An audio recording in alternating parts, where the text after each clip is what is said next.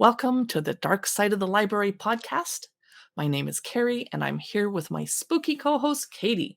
We are doing part 2 of Creepy Kids books coming out September 2023. We haven't read or looked at any of these yet, except for one, and I'll tell you about that later. Be sure to check out our show notes if you'd like to check out our affiliate links and learn more about the books that we are chatting about today. We're going to start off with Katie's first pick of an interesting spooky book that's coming out. Yes, I think we have quite a few monster books this month. I'm really excited. My first book is Monsters Scared. It's a picture book, and it came out September 19th. This is by Bettina Birkjaer. I am so sorry if I pronounce that incorrectly. And the illustrator is Yule. There's a monster living in the attic. Not a loud monster, but a quiet one. It's probably making a kid trap. Each night, it grows in the dark. Everyone knows monsters feed on darkness. This is Monsters Scared. It's humorous and charming, and it's by an award-winning author and illustrator. And this book shows us how the things we can't see grow bigger and scarier, how the slightest sound or shadow can send shivers down our back, and how monsters are perhaps mostly scary in our imagination. That's perfect. So it oddly says this is for reading ages 3 through 8. So I guess that makes kind of sense. This is for grade levels 1 through 2. This is Monsters Scared. This is by Bettina Birkjaer and Jule. My first book of the day is Monsters at Christmas. Ooh. It's book 2 of the Monsters Everywhere series. It's a picture book by Laura Baker with illustrations by Nina Dziewulska. I don't know how to say that. So, merry monsters, hairy monsters, monsters trailing slime, shiny monsters, tiny monsters, all at Christmas time. Children will love this super fun title packed with hilarious monsters that are preparing for Christmas.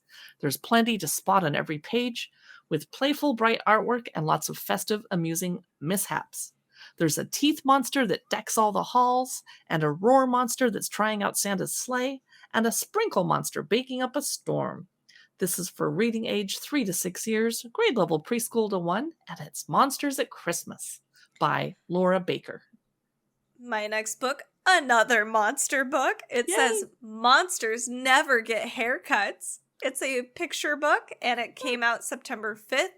It is by Marie-Helene Versini, and Vincent Beauregard is the illustrator. I love this cover. It is cracking me up. It's got a monster with crazy, crazy hair. Make sure to check out our show notes at darksideofthelibrary.com if you are interested in any of these books, but definitely look at this cover. When you said it's a monster with crazy hair, I was like, is it me? No, Carrie, it's not. I'm having a bad hair day because I just washed and shampooed my hair and then sat down and put headphones on to talk to you, and then my hair got smooshed. I know exactly what that look is. This one's wild. Like, it's like if somebody took a pencil and just went all over the paper. So it's a quirky, funny picture book, and it really does celebrate children's imagination. All of these little monsters have little tiny things that are about, not tiny, they're obvious, but they're just like these weird things. So monsters may never brush their hair, or they might never go to the dentist. They don't wear glasses, or play the piano, or put their shoes on. Monsters don't actually know they're monsters. They don't do this, they don't do that. And do you know why? Because monsters don't exist.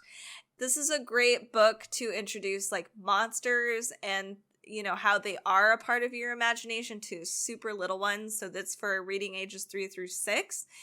Very cute. This is called Monsters Never Get Haircuts by Marie-Helene Versini and Vincent Beauregard. My next book is The Mystery of Raspberry Hill. It comes out September 26th. It's by Eva Frantz, and it's translated by Annie Prime. It's a middle grade ghost story set in a spooky sanatorium during the 1920s. The grown-ups all think she's going to die soon. She can see it in their eyes. Still, when poor 12-year-old Stina is sent to a remote Raspberry Hill sanatorium, she can't believe her luck. She gets to ride in a real motor car to the hospital, which looks like a magnificent castle hidden deep in the forest. I want to go to a mental hospital that looks like a castle that's in the middle of a forest. I bet that could be arranged. I was going to say we could try. But as Stina explores the long, echoey corridors of her eerie new home, she begins to suspect that the building is concealing a dark secret. How did the old East Wing burn down? Okay, why is it always the East Wing of the building? That's true, actually. If you listen to our YA podcast this month, there was a boarding school with an East Wing of the building that was creepy. Okay. Beams. So she also wonders, why doesn't her mother reply to any of her letters, and what are the nurses all so afraid of? Stina is determined to solve the mystery of Raspberry Hill, but as she edges closer to the truth, she finds herself in terrible danger. This sounds like a very exciting read. It's for grade level 4 to 7. It's The Mystery of Raspberry Hill by Eva Frantz. My next book is Nightmare King. This is by Daka Hermon and came out September 5th. Oh, things haven't been the same since Shane's accident. One minute he was a normal kid playing a game of tag with his friends, and the next he's the boy who never came back from the dead. Oh, wow. Now, every time Shane falls asleep, he's pulled into a dark world where the evil Nightmare King reigns. So they basically don't fall asleep. Yeah. Oh, no. So the king is collecting children and keeping them as treasures. Despite the threat of capture by the Nightmare King, he can't stay awake forever. Shane will have to take matters into his own hands. If he gives himself over to the nightmares, he can hold on to the good in himself If he gives himself over to his nightmares, can he hold on to the good in himself long enough to bring down the king? This sounds it sounds really fun. This is for reading ages 8 through 12. It looks really spooky. This is The Nightmare King by Daka Hermon. My next book is Nimbus. It's by Jan Eldredge. It came out September 5. Nimbus had a rough start as a kitten, but her fortunes changed the day she met Fletcher. The boy nursed her back to health from a life-threatening injury and adopted her. But when Fletcher's aunt brings home a mysterious jar, an ancient nightmare demon is unwittingly unleashed. Dang, I hate when that happens. Despite battling the monster to save her friend, Fletcher's superstitious aunt blames Nimbus for the attack and secretly abandons her at a dump. Another book where a sensitive child might not be able to read it because they're going to cry when the cat gets mistreated. Ugh. But at the dump, Nimbus is befriended by a theater-loving rat and taken in by a kindly witch whose name, of course, is Agatha. Yes. And her motley crew of cats. Nim discovers that her battle with the demon left her with special powers. But she also suspects she has always been destined for something extraordinary, as we all have, right? Yes.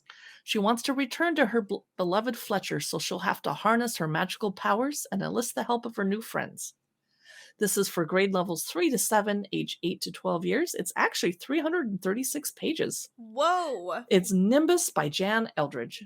My next book is An Ofrenda for Perro. It is coming out September 5th. It's a picture book, and it makes me a little emotional. I've got some older kitties, and the time will be shortly coming. So this book I actually might need as an adult. This is by Judith Valdes, and Carlos Velez Aguilera is the illustrator. So losing a pet is hard, and this picture book, told through a Day of the Dead celebration, will show readers that the love they had for their beloved companion will always remain. Oh, okay. Benito loves Perro, but when Perro passes away, Benito is heartbroken. During the Day of the Dead celebration, he tries to understand the meaning of the flores de, Kempensuchil candles. I've never heard of that word either. I haven't either. I'm assuming flowers of something. Pan de Muertes. We have photographs and sharing memories of departed loved ones. By creating his own special altar for Perro, he realizes that his love for his beloved companion and the happiness Perro gave him will always remain. This is told with honesty and hope, and it's a heartfelt book. It's a perfect story for any child coping with loss, and for those who celebrate Dia del Muertos or want to learn more about that holiday. This looks gorgeous. I might have to get this for myself. It's an Ofrenda for Perro. This is by Judith Valdes and Carlos Aguilera. My next book has a kitty on the cover also. It's The Otherwoods. It came out September 12. It's by Justine, Pucella, Wymans. The Otherwoods is calling and it won't be ignored. Some would call River Riedel a chosen one, born with the ability to see monsters and travel to a terrifying spirit world called the Otherwoods. They have all the makings of a hero, but River just calls himself unlucky. After all, it's not like anyone actually believes River can see these things, or that anyone even believes monsters exist in the first place.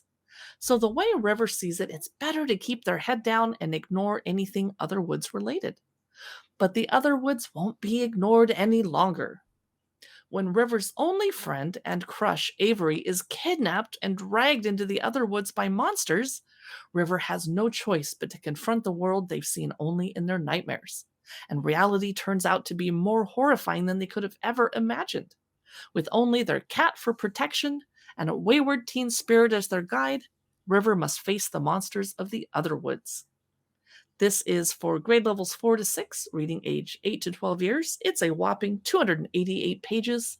It's The Otherwoods by Justine Pucella Wymans, and it sounds really good. It does. That one sounds great. This one kind of cracks me up. It's called Rest in Peace, the Yule Ghoul. This is a picture book, and it came out September 5th. This is by Tyler Ham, and it's a part of a whole series of Ghoul. It's like Ghoul series or Rest in Peace series. What would you do if your favorite holiday was supposed to be Halloween, but really it's Christmas? Oh. You could mix them. Mm-hmm. I do. Yes, you are actually the perfect example for mixing. That question has been on Ghoul's mind. In the standalone follow-up to Rest in Peace, the Ghoul, unable to keep his Christmas spirit to himself, decides to throw his first ever haunted holiday party. All monsters are invited. He dresses his tomb in the finest decorations, from Santa hats on the skulls to hanging bats on the tree. There may even be some mistletoe. Will his monster pals show up? It's candy canes and candy brains for Ghoul and his friends this holiday season. So this is for reading ages 3 and up. It's really, really, really cute. The colors are very pastel, very approachable. Our little Ghoul guy is just very cute. This is Rest in Peace, the Yule Ghoul. This is by Tyler Ham. My next book is Revenge of ZomBert. It's part of the ZomBert Chronicles. It's by Cara LaReau with illustrations by Ryan Andrews. It came out September 12th. It's the final episode of the ZomBert Chronicles. Can Bert and Melly foil a plot to turn the entire town of Lambert into ravenous zombie consumers? A thrilling finale to a mystery adventure series pits Bert the cat against the infamous Yumco Labs. Bert was a bedraggled stray before 9-year-old Melly Gore adopted him, and he's already escaped from Yumco once, vowing to find a way back to free the other captives. Now the Yums have nabbed Bert again, and he wants revenge. Melly's plans to rescue her pet are interrupted when the entire town, including her own parents, begin turning into Yumco product-consuming zombies. And why is Melly herself suddenly starved for food to fuel her buzzing brain? This book is meant for grade levels 3 to 7, reading age 8 to 12 years, and it's definitely going to keep a kid's attention, it sounds like, because there's lots of action. It's Revenge of ZomBert by Cara LaReau. That sounds adorable. My next book is, I just need a triple check. Yes, it is Riordan presents The Spirit Glass. I think it's just The Spirit Glass. This came out September 5th, and I was kind of shocked to see this name. It's by Roshani Chokshi. So she did The Last Tale of the Flower Bride, which is an adult fiction novel, and that was very, very good, but it was like really, really dark. So it's cool to see her doing a children's book. So this is a Asian or a Filipino mythology story mixed in with a dark adventure quest. So Corazon yearns to finally start training as a baby lan, which is a mystical healer and spirit guide. And she does this under her powerful guardian, Aunt Tina. As soon as her magic awakens, Corazon plans to bring her parents back from the dead and no longer have to rely on a soul key to allow visits with her ghosts for a few hours every Saturday night. That's kind of cool, actually. That'd be a cool thing to be able to do. But when a vengeful ghost steals Corazon's precious key, the fragile balance between the human world and the spirit world is thrown out of whack.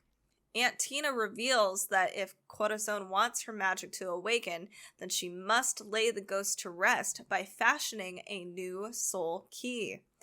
With her rather bloodthirsty gecko companion, Saso, Corazon embarks on a quest through the spirit realms, but they must move quickly, for if the ghost gets through the spirit glass, all hope will be lost. This sounds really cool. I like it, and it does have a lot of Filipino myth roots, which is something I'm unfamiliar with but would love to learn about. This is called The Spirit Glass. This is by Roshani Chokshi.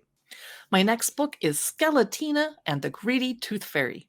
I'm glad to see another Skeleton and the In-Between World book coming out by Susie Jaramillo. Skeletina is going to help an ordinary girl navigate her extraordinary dream. A picture book about nightmares, bravery, and honesty. So this book is for grade levels 1 to 2, reading age 3 to 6 years. Skeletina's day starts just like any other in the mixed up, upside down, in-between world she calls home. That is until she hears a strange sound coming from right inside her house. There's a little girl crying behind the walls. I hate when that happens. No, me. Just kidding. And her teeth keep falling out. But Skeletina knows who can sniff out the truth. Join fun-loving and fearless Skeletina on another in-between adventure as she helps a frightened little girl conquer her fears and turn a scary dream into something more fun. That's Skeletina and the Greedy Tooth Fairy, and it came out September 5. My next book has the wildest cover. I would not have thought this is for children, especially for reading ages 4 through 8. It's called Suppose You Met a Witch. It's a picture book. It came out September 19th. This is by Serraillier, and Ed Emberley is the illustrator, but I think Ed Emberley passed away. Oh. So it says, an Ed Emberley classic brought back to life for the first time since 1973. Would you like to meet a witch? What would happen if she popped you into a sack and stole you away? Oh, dear. I know. So Ed Emberley shows us what took place when such a thing happened to two clever and resourceful children. It says, Anthology is thrilled to present 1973's Suppose You Met a Witch, a beautiful and wondrous book that lets us all experience what it must be like to be under a witch's spell. This cover just is so interesting, and I'm looking at the inside of the book. It is approachable it's approachable for kids, but it's kind of a trip. It's kind of cool. I really enjoy it. But it is for reading ages 4 through 8. It's called Suppose You Met a Witch by Serraillier and Ed Emberley. My next little book is 10 Little Ghosts, a magical counting storybook. It's by Amanda Sobotka with illustrations by Lizzie Walkley. It's one of those books that has little ghosts on the front, and there's holes so you can touch them on the front of the book, and every time you turn a page you can keep touching the ghosts and counting them. Depending on which page you're turning, some of them disappear. 10 little ghosts howl and whine. Along came a bat, and then there were 9. Learning to count has never been more fun. It's a board book that counts from 10 little ghosts all the way down to 1 with adorable tactile illustrations. The publisher is Applesauce Press. The ages is 2 years and up. And that's 10 Little Ghosts, a magical counting storybook, and it is so cute. My next book is called 10-Word Tiny Tales to Inspire and Unsettle. It's a picture book, and it came out September 12th. The author is Joseph Calco, and then we have a ton of different artists in it for this novel, which is cool because it's like an anthology of 20 little tales, but all illustrated by different people.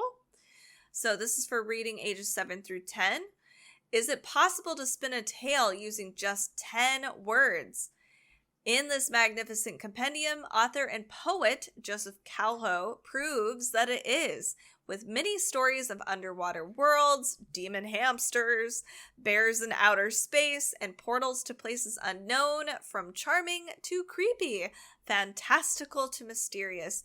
Each tale is paired with an outstanding illustrator, and together words and pictures inspire creativity as young readers are prompted to continue the story. This is really cool. I love this idea. I don't remember having stories like this when I was growing up, especially with like different artists throughout the, a picture book. So this is called 10-Word Tiny Tales to Inspire and Unsettle. This is by Joseph Calho and a lot of different artists. So do you remember Layla the Perfect Witch, who is part of the world of Gustavo, along with Gustavo the Shy Ghost? Well, there's a new book, the third in this series, by Flavia Z. Drago, and it's Vlad the Fabulous Vampire. And I got this book in the mail yesterday, and I looked through it, and it's as adorable as you would expect. Lots of hot pink and black. Vlad is a very fabulous vampire. I did not read the book yet, but I flipped through, and you can see that flip through over on our reels on Instagram at Dark Side of the Library, if you want to see what this book looks like. Vlad is a vampire with the misfortune of having rosy cheeks that make him look abysmally alive. No! But being the fabulous vampire that he is, and hoping to avoid rejection, he hides his rosy complexion behind elaborate vampire outfits in traditional black. That is, until he finds out that his best friend has a pink secret of her own. Woo! So this book is 40 pages long. It's meant for age 3 to 7 years or adult grandmas that are goth like me. And it's grade level 3 to 2. It's Vlad the Fabulous Vampire by Flavia Z. Drago. And I have a opposing book, The Wary Werewolf. This is a picture book, and it came out September 5th. This is by Jim Carpenter, and it is for reading ages 4 through 8, kindergarten through 2nd grade. Werewolves are supposed to be scary, but this werewolf is wary of everyone and everything. All he wants is to be liked, but no one is afraid of him, no matter what he tries, except for one little dog who just won't leave him alone, no matter what he tries. But when the little dog is threatened, the werewolf discovers it's okay to be a little bit werewolf to protect a friend. This story is about self-acceptance, transformation, and friendship, and with dynamic and modern illustrations. It will make you laugh. It is The Wary Werewolf by Jim Carpenter. My next book is The Whispering Fog. I felt the need to whisper it. Yes. It's by Landra Jennings, grade level 3 to 7, reading age 8 to 12 years. It's a spooky and atmospheric debut contemporary fantasy where Snow White and Rose Red meets the modern world. Ooh. Sisters Neve and Rose's lives are upended when a swamp witch kidnaps Rose. Well, then don't live by a swamp. No, I'm sorry. For 12-year-old Neve, it's always been that she and her older sister are against the world together and their lives are entwined, just like sisters in a fairy tale. So if Rose loves tennis, Neve will play it too, even if she'd secretly rather be home turning cardboard boxes into offbeat art projects, as we all have.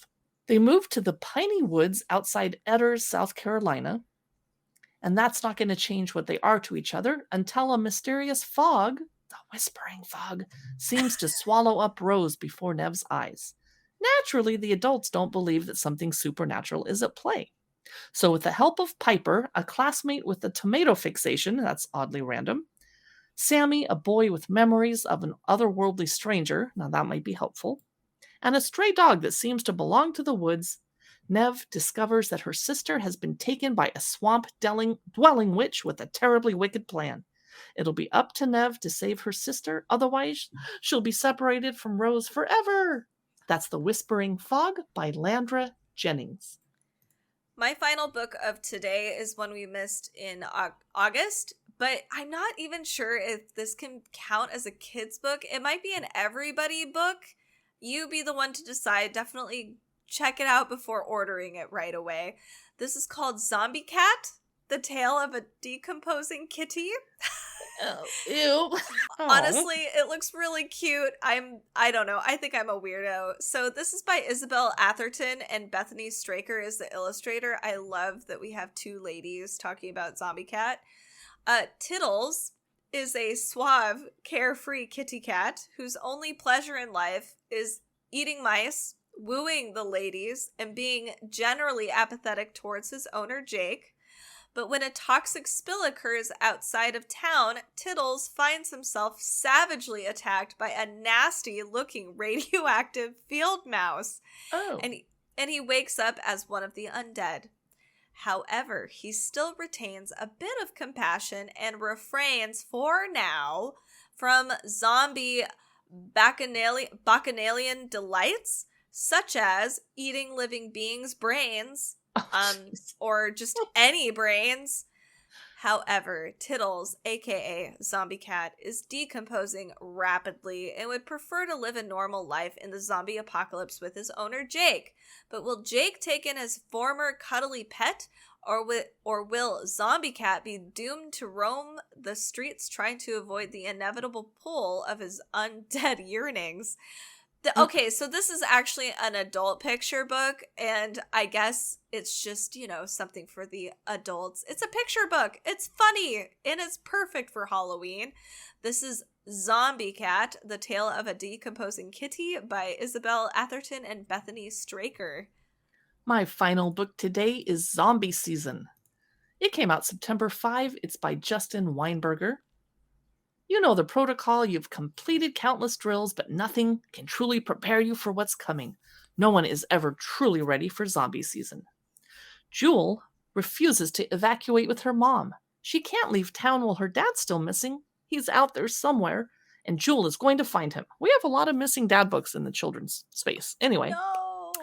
But what if he's not just lost? What if he's become what she most fears? Regina is proud of her scientist parents, especially now that they're working on a weapon to keep the zombies at bay. But when she discovers a dark underside to their new technology, she must decide what matters most, her family's reputation or saving lives. And our third character is Oliver, who is sick of the drills. What's the point in pretending you can run and hide when it's clear the zombies are growing faster and stronger than ever? But when the adults refuse to accept this scary truth, Oliver must find a way to sound the alarm.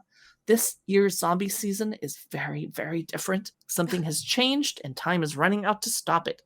This is meant for grade level 3 to 7, or 8 to 12 years. It's actually 240 pages, the perfect length for a long car ride. It's Zombie Season by Justin Weinberger. Can you imagine an actual zombie season? Like all of a sudden the zombies die, and then, you have to wait 9 months and then back to zombie season. It's like flu season, but worse. Yeah, it is. Totally. Anyway, so that is our final bit for kids' books coming out in September 2023. I'm sure there's a ton more, but these are just the ones that we found hilarious, interesting, or just really fun, perfect for the spooky season coming up.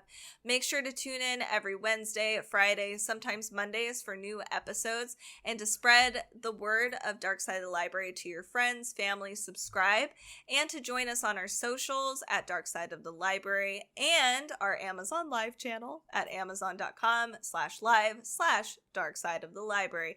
Thank you so much for listening. Have a wonderful rest of your week. Goodbye.